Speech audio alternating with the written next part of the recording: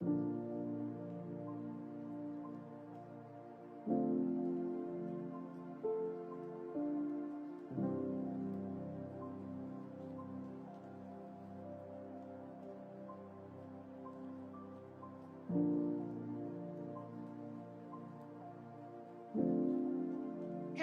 and welcome again to another health nugget where we have some very important information that you will find very, very helpful. Before we get into that information, though, I would like you to know that all the information shared have not been verified by the FDA and is not to diagnose or treat any medical condition you have. Please remember to check with your medical care provider before implementing any new medical health regime. And remember, we want you to be healthy as God wants you to be healthy and to prosper as well, and to help you, your family, and your friends along the way. We ask that you like, share, and subscribe to this video. Click the notification bell so you can be aware of when we have future health nugget available. Today we have a special guest who will be talking to us about poultices. We are so happy to have you with us, Avia. And we have a junior medical missionary sitting in your lap. You know, the Bible said, train up a child the way he should go, and when he's old, he'll not depart from it. Hey, Abigail, how are you? Abigail, if I'm having a cough, I'm coughing. What should I do to stop my cough, Abigail? What's she gonna put under her feet? Onion. Abigail says, put some onions under your feet if you have a cough. So, but what else? I think Sister Avia is going to talk to us about poultices. I don't know if onion poultices is one of them, but we're sure excited that you have joined us here today at Exposing Truth Ministries. And take it away, Sister Avia. Okay, here we go. All right, so I will be sharing a little bit about the use of poultices. It's something I'm very passionate about. I have testimonies upon testimonies from using this wonderful means of assisting the body. And I just want to start off by looking at the use of it in the Bible. So we all know the story of Hezekiah and how he was sick unto death, and he entreated the Lord, and the Lord sent the prophet Isaiah to tell him what to do. We can read that story, that account. I don't like to use stories, but you can read about that account in 2 Kings 20 verse 7 and Isaiah 38 21. Let's go here. All right, so what is a poultice? And I went back, I was looking at Webster's dictionary, looking at their definition. And they say that in their definition, it's a cataplasm, a soft composition of meal, bran, or the like substance to be applied to sores or inflamed parts of the body. So along with that, we use herbs and plants that have healing properties to make a poultice. And this is a practice that has been in use for centuries. Now, the interesting thing about this is that the ingredients that we use to make a poultice, oftentimes you can find them in your kitchen cupboard or even in your bathroom. When I'm planning to make a poultice, I can't recall ever having to run to the store to get anything, because I already have these things readily available in my kitchen. So the different types of poultices and their usage that I'll be looking at, these are the common ones that I'm most familiar with. The onion, as my daughter says, it's one that I use whenever she has a cough. She's not gonna wait on me to decide on anything. She'll come and tell me, Mommy, you need to use the onions under my feet. So onion, ginger, potato, charcoal, and clay. Those are the ones that I will be highlighting in this presentation. So what is the onion poultice and what is it used for?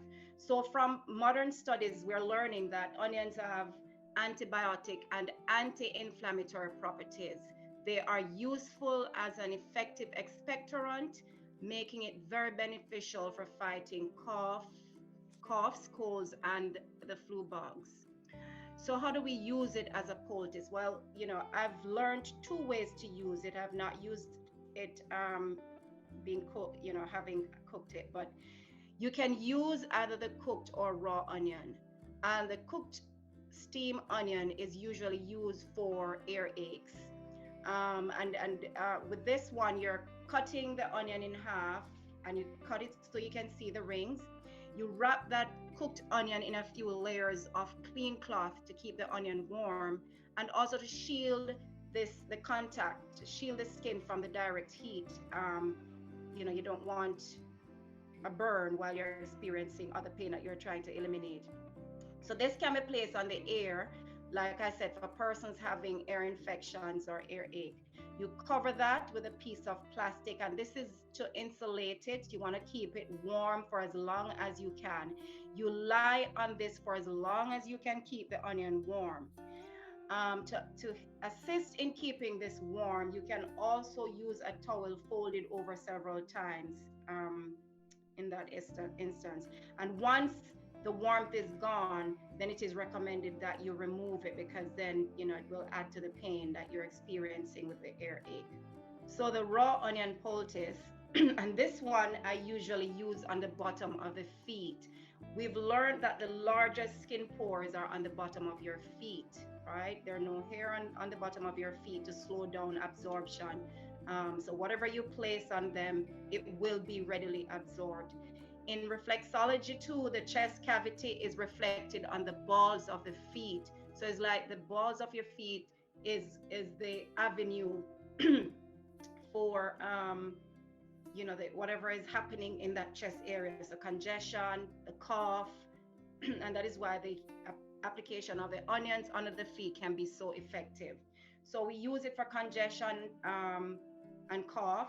And what I normally do is chop the onion in a plastic bag. You can use a plastic wrap as well. You put the plastic in the onion in the plastic bag. Put the feet in the bags with the chopped onions. Twist the bag around to secure it on the feet, and put socks on to keep the onions in place. And you leave that overnight. And of course, you discard it in the morning, and you will find by morning that you have great relief. For sore throat, you can also slice the onion into a few slices. Open up a piece of cloth, put the sliced onions on the cloth, fold the cloth over, and put the side with one layer of cloth around the throat, and wrap a scarf around it, and you sleep on that. And of course, again, in the morning, you discard. Let us look at the ginger. Ginger is anti-inflammatory and anti-nausea, and can be used again both internally or externally.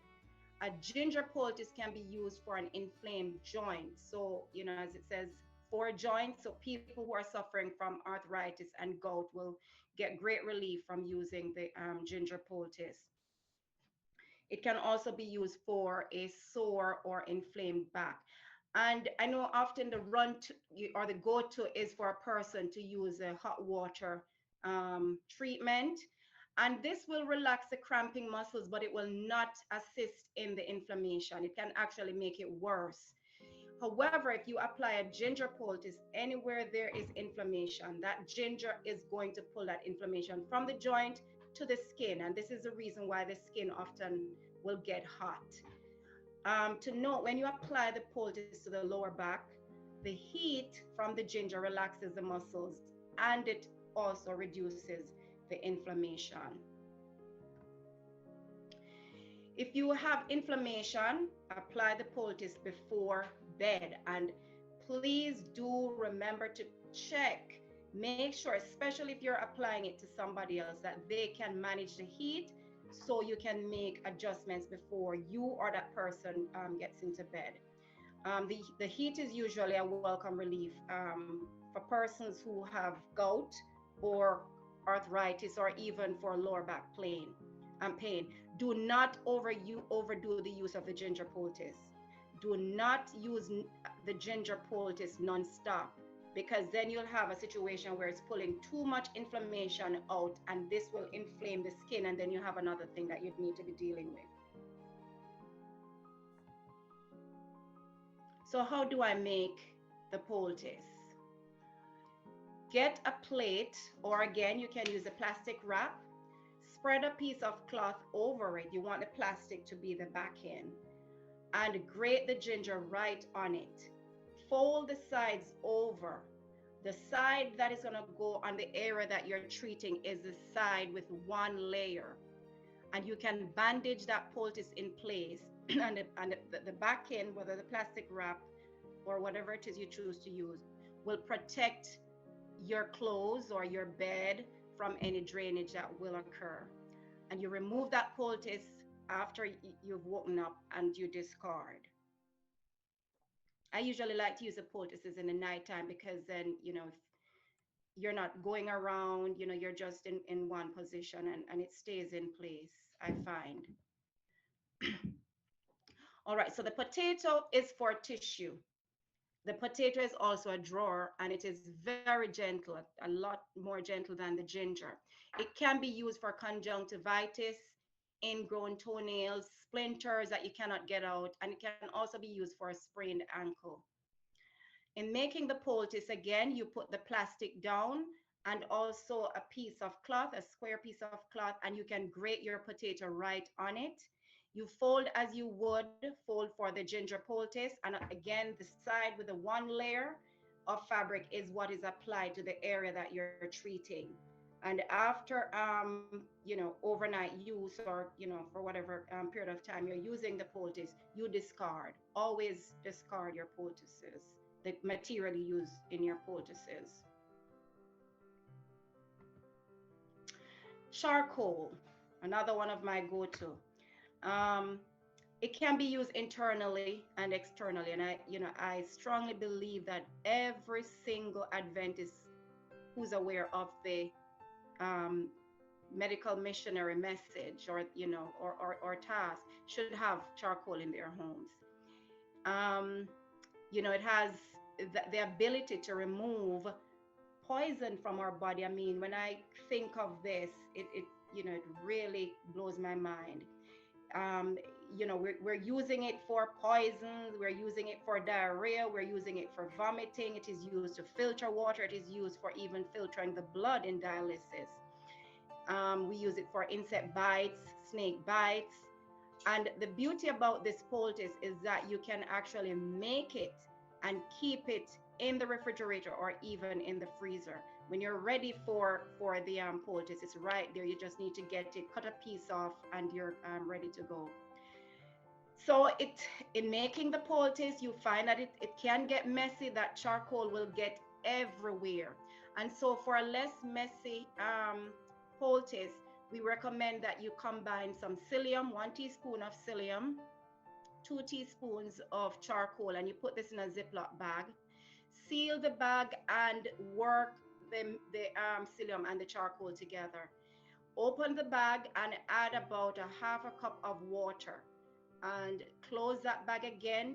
Be careful to try and get all the air out of it, and work that mixture until it starts to gel.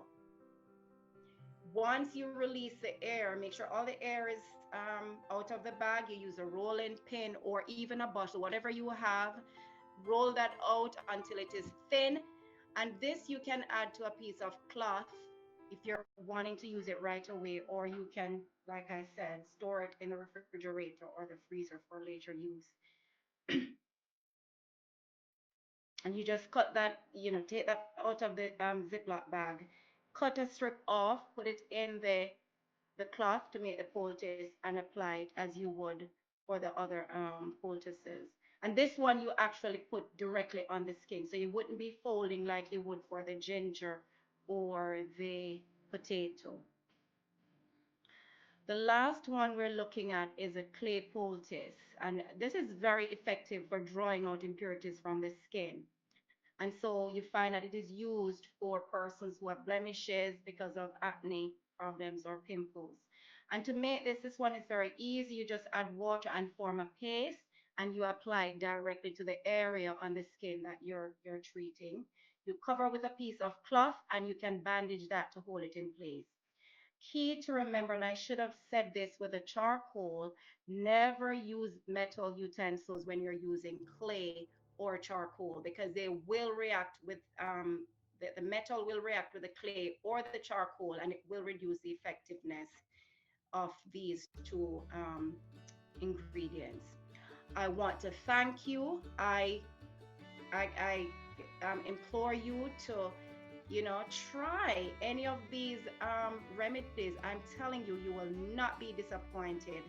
I will recommend Barbara O'Neill, I'm sorry, has a video. I think it's titled Home Remedies.